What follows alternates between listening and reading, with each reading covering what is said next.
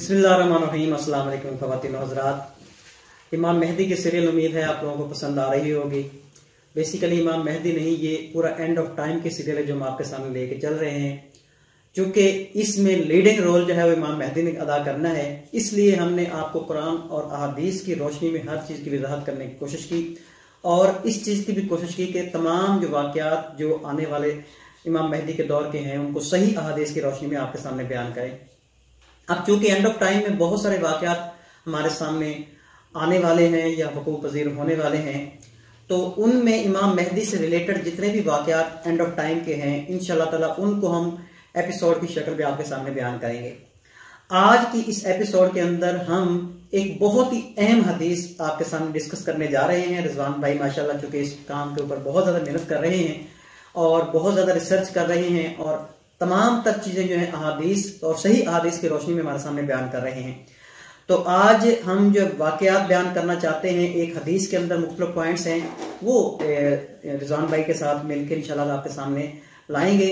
रिजवान भाई अस्सलाम वालेकुम। वालेकुम अस्सलाम व रहमतुल्लाह। अच्छा, आज आप हमें बताएं कि इमाम मेहदी की सीरियल के बाद और माशाल्लाह बहुत ज़्यादा अप्रिसिएशन मिल रही है, कौन से वाक़यात हैं और किस हदीस को आप हमारे सामने बयान करने जा रहे हैं? बिस्मिल्लाहिर्रहमानिर्रहीम। इससे पहले कि हम स्टार्ट करें अपनी बात आज के एपिसोड के ऊपर, उससे पहले मैं कोई बात करना चाहूँगा लोगों के हवाले से। लोग अक्सर कंफ्यूज रहते हैं दीन के मामला को कैसे समझा जाए।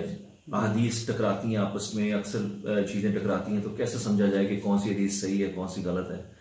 तो उस हवाले से मैं थोड़ा सा मुख्तसर मैं ये बयान करना चाहूँगा कि हमें हक़ को गैर तस्दीक शुदा बातों से ना अलहदा करना है। बेशक। और उसके लिए असूल यही है कि सही हदीस हमारे लिए मेयार है जी।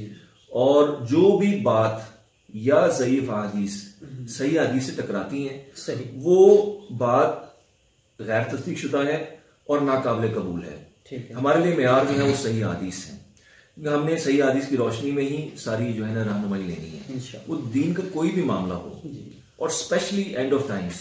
एंड ऑफ टाइम्स के मामले में लोग कंफ्यूज इसलिए ज्यादा हैं, हज़रत इमाम मेहदी को ले लें और ये दज्जाल को ले लें और ये हज़रत ईसा अलैहिस्सलाम का दोबारा आना ले लें, वो इसलिए कंफ्यूज है क्योंकि बहुत सी मिक्स इंफॉर्मेशन पहुंचाई जा चुकी है पब्लिक तक। सही। और वो गैर तस्दीक शुदा बातों पर इन्हिसार करके पहुंचाई गई है, जिसकी वजह से कंफ्यूजन क्रिएट हुई है। हमारे इस सारी मेहनत का, सारी हम जो ये कोशिश कर रहे हैं, उसका असल मकसद यही है कि हम ऑथेंटिक इंफॉर्मेशन लोगों तक पहुंचाएं, तस्दीक शुदा बातें सही हदीस की रोशनी में। हमारा जो मेन जो बेस है हमारी, वो सही हदीस है। इस हमारे जितने भी एपिसोड हम कर रहे हैं, सही हदीस के साथ हम सिर्फ वो वाली हदीस हम मिलाते हैं जो कि सही हदीस को मजीद डिकोड करने में हेल्प कर रही होती हैं, सही हदीस को मजीद एक्सप्लेन करने में हेल्प कर रही होती हैं और सही हदीस को मजीद जो है वाज़ेह कर रही होती हैं। और जो भी बात ज़ईफ हदीस में सही हदीस से टकराती है हम उनको नहीं लेते। तो इसलिए हमारा जो मेन जो मकसद है लोगों तक वो ऑथेंटिक बात पहुंचाना है। तो अब हमने जो बात की है पिछले 2 एपिसोड में, वो हमने खास तौर पर इमाम मेहदी के ऊपर बात की है जी। तो उसकी मुख्तसर वजाहत मैं भी कर देता हूँ कि हम किस कंक्लूजन तक पहुंचे थे सही हदीस की रोशनी में। एक तो ये कि हज़रत इमाम मेहदी कोई मिथ नहीं है, वो एक हकीकत पर मबनी एक शख्सियत है जिसका हवाला में बेतहाशा हदीस से मिलता है। हमने दोनों एपिसोड में बेतहाशा हदीस कोट किए हैं। गालिबन हमने को 15 से 20 से भी ज्यादा तकरीबन हमने हदीस जो है हज़रत इमाम मेहदी की जात के ऊपर हमने बयान की है सही हदीस। उसका कंक्लूजन जो है वो ये है कि हज़रत इमाम मेहदी उनका लक़ब है, उनका जो असल नाम है वो मोहम्मद या अहमद है। उनके वालिद का नाम अल्लाह ताला के नामों से है, जिस तरह अब्दुल्ला नाम होता है। ठीक है। और वो हज़रत फातिमा रज़ियल्लाहु अन्हा की औलाद में से हैं।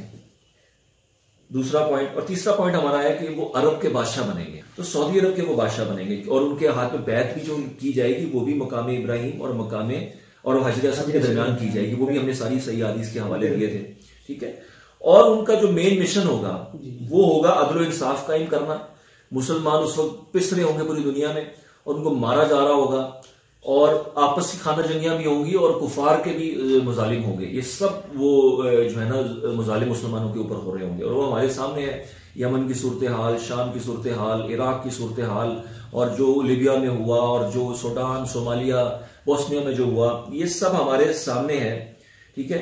और हर्ज के बारे में भी हमने बात की थी। हर्ज जो होता है मुसलमान आपस में एक दूसरे को खाना जंगी में जो होते हैं, फिरका वारिद की जो जंग आजकल लगी हुई है, ये स्पेशली इन 3 ममालिक में, ये यमन में, शाम में और इराक में, ये बेसिकली 2 मेन फिरके हैं, उनको लड़ाया जा रहा है, ठीक है।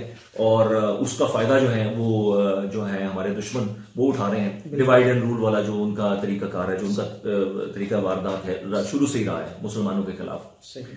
अब ये हमारी कंक्लूजन थी और इसमें हमने बात की थी कि बादशाह की वफात के बाद, वो भी सही हदीस हमने कोट की थी, हम आगे उस पर चलेंगे इंशाल्लाह ताला। अभी हम अपनी ये आज के टॉपिक पे आते हैं। आज की जो हदीस है ये मुस्नद अहमद में भी है मौजूद, सही बुखारी में भी है, इब्ने माजा में भी है, ठीक है। तो इसका पैटर्न जो मैंने लिया वो मुस्नद अहमद की 2 हदीस से लिया है। उसके हवाले हम इंशाल्लाह ताला आपसे शेयर करते हैं, साथ साथ आप उनको मजीद वेरीफाई कर सकते हैं। उसमें नबी पाक सल्लल्लाहु अलैहि वसल्लम ने फरमाया, ये ग़ज़वा तबूक के दौरान ये हदीस बयान की जाती है, इनके सहाबी जो कोट कर रहे हैं नबी पाक सल्लल्लाहु अलैहि वसल्लम की इस बात को, वो ग़ज़वा तबूक का वो टाइम था। उसमें बताते हैं कि नबी पाक सल्लल्लाहु अलैहि वसल्लम ने फरमाया कि क़यामत से पहले ये 6 जो इवेंट्स हैं इनको नोट कर लो। अब वो 6 इवेंट्स, अब ये जाहिर बात है माइनर साइंस की नबी पाक यहाँ बात कर रहे हैं, ये भी लोगों को समझना है। एक है मेजर साइंस, वो है 10 बड़ी निशानियां जो क़यामत से पहले होंगी, उसके बाद क़यामत है, वो तो हदीस जिब्रील में वो जी बिल्कुल वो सही मुस्लिम की बेतहाशा हदीस उसके ऊपर है। वो 10 बड़ी निशानियां वो दज्जाल से स्टार्ट होती हैं, ठीक है। हजरत ईसा अलैहिस्सलाम, दज्जाल, धुआं, वो इंशाल्लाह हम उसमें बाद में बात करेंगे। वो मेजर साइंस, पहले हम माइनर साइंस को कवर कर रहे हैं, इसमें हमारा जो एपिसोड चल रहे हैं। सही। अब माइनर साइंस के हवाले से ये हदीस है, इसमें 6 पॉइंट्स अल्लाह के रसूल ने बताए हैं। अब माइनर साइंस जो स्टार्ट हो रहे हैं ना, वो समझना पड़ेगा, वो यहां से अल्लाह के रसूल ने उसको डिफाइन किया। नबी पाक ने अपनी वफात का जिक्र किया कि मेरी जो वफात होगी वहां से ये निशानी स्टार्ट होगी माइनर साइन की। तो माइनर साइंस है वो स्टार्ट हो रहे हैं नबी पाक की वफात से। उसके बाद दूसरा पॉइंट नबी पाक ने फरमाया बैतुल मुकद्दस की फतह होगी। सही। और बैतुल मुकद्दस की फतह जो है वो हजरत उमर रज़ी अल्लाह अन्हु के दौर में भी हुई है, और इसको हमने देखते हैं कि इसको 1099 एडी में इसको क्रूसेडर्स ने भी कब्जा किया था इसके ऊपर, और उसके फिर बाद 1187 में सुल्तान सलाहुद्दीन अय्यूबी रहमतुल्लाह अलैह उन्होंने इसको फतह किया था। तो ये कोई भी इसमें बात हो सकती है, या तो इससे मकसद हजरत उमर रज़ी अल्लाह अन्हु वाले दौर वाली फतह की बात हो सकती है, या सुल्तान सलाहुद्दीन अय्यूबी वाले। क्योंकि हजरत उमर फारूक के बारे में तो ये कहा जाता है ना कि उन्होंने बगैर लड़ाई के जो है इसको उनके हवाले कर दिया था बैतुल मुकद्दस को। तो फतह के हिसाब से इसका मतलब है फिर आप जो भी हवाला दे रहे हैं जी, वो कोई भी आप उसमें आप देख लें बात, उसमें दोनों बातों में वो बात उतरती है। हज़रत उमर के दौर में भी ये हमारे अंडर आया, और फिर उसके बाद 1187 एडी में सुल्तान सलाहुद्दीन अय्यूबी रहमतुल्लाह अलैह ने भी इसको फतह किया। तो इसमें हदीस में इशारा हजरत उमर वाले की बात की तरफ भी हो सकता है और सलाहुद्दीन अय्यूबी वाली बात की तरफ भी हो सकता है, तो दोनों में से किसी एक बात की तरफ भी हो सकता है। अब आते हैं इसमें थर्ड पॉइंट की तरफ। थर्ड पॉइंट बेसिकली इसमें बड़ी गौरतलब इसमें बात है, वो आपके सामने में रखता हूं। इसमें अल्लाह के रसूल सल्लल्लाहु अलैहि वसल्लम ने फरमाया, मफहूम है, ऐसी वबा जो बकरियों में फैलती है, ठीक है, और बकरियां मरने लगती हैं, सही, और ऐसी वबा तुम में भी शिद्दत से फैल जाएगी, सही। अब इस पे थोड़ी सी रिसर्च की तो हमने इसको गूगल में देखा, इसको हमने डाला कि गोट्स में जो ये वबा फैलती है, ठीक है, ये इसके क्या असरात होते हैं और इसके सिम्टम्स क्या होते हैं और ये किस वजह से फैलती है। तो इसमें हमें कुछ चीजें सामने नजर आई। उसमें जो सिम्टम्स थे वो थे बुखार का होना, यानी कि ये बकरियों के हवाले से बात कर रहा हूं क्योंकि नबी पाक ने इसको बकरियों के हवाले से कोड किया, तो हम पहले इसको डीकोड करेंगे कि बकरियों में ये होता है तो कैसे होता है, तो हम उसको समझेंगे, फिर उसके बाद हम इंसानों वाली वबा की तरफ आएंगे। बकरियों के जो हदीस में बयान किया है, बकरियों में जैसे ताउन फैलता है, उसी हदीस का हवाला दे रहे हैं। जी जी, हदीस बेतहाशा हदीस है इसके ऊपर, इसमें ताउन का भी लफ्ज है और इसमें वबा का भी लफ्ज है, ठीक है, ठीक है। तो हम इसको देखते हैं कि नबी पाक ने इसको कोड किया कि ऐसी वबा जो बकरियों में फैलती है, सही। अब वो उसको हमने देखा, हम उसको रिसर्च किया तो पता चला कि ये जो इसके सिम्टम्स होते हैं वो बकरियों में बुखार हो जाता है उनको, पहले उनका गला शदीद खराब हो जाता है, उनका पेट खराब हो जाता है, शदीद डायरिया हो जाता है उनको, और नमूनिया हो जाता है, और फेफड़े जो है नमूनिया में आपको पता है ऑक्सीजन की उसमें कमी हो जाती है और सांस में दुश्वारी होती है। तो ये सारे सिम्टम्स जो है ना ये बकरियों में होते हैं, ये बकरियों वाले उसकी वबा की बात कर रहा हूं मैं। और अगर इसको कंट्रोल ना किया जाए तो वो मौत हो जाती है, ठीक है। और इसको हम देखते हैं कि ये फैलती कैसे है, वो भी हमने रिसर्च की। तो हम साथ साथ वो रिसर्च चलाएंगे आपके साथ आगे, ताकि आप उसको खुद डिटेल से उसको स्टडी कर लें। उसमें ऐसा है कि ये नाक से जो पार्टिकल्स होते हैं वो, और मुंह से खांसने और छींकने की वजह से, और ज्यादा पास आने की वजह से, ठीक है, ये उसकी वजह से ये बकरियों में ये फैलता है। तो ये था बकरियों का वबा का जो सिम्टम्स और वो वजूहात जिस तरह वो फैलती हैं। अब एग्जैक्टली इसको अगर हम देखें, अगर आप थोड़ा सा रिसर्च कर लें कोरोना के ऊपर, जो कोरोना की वबा आई है, तो कोरोना में भी यही एग्जैक्ट सेम सिम्टम्स हैं जो होते हैं। बुखार, गला खराब होना, पेट का खराब होना, नमूनिया, सांस का उखड़ना, एग्जैक्ट सेम पैटर्न है सारा। और उसको कंट्रोल ना किया जाए तो मौत हो जाती है।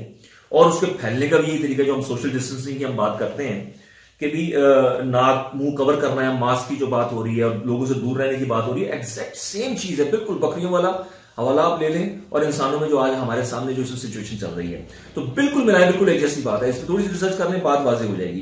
तो इस हदीस में जो हमें नजर आ रहा है वो यही नजर आ रहा है कि नबी पाक ने ये इसी दौर की निशानदेही फरमाई है, कोरोना की बात की है, और इसकी तस्दीक एक और हदीस से मिलती है, वो इंशाल्लाह हम नेक्स्ट एपिसोड में उसको कवर करेंगे।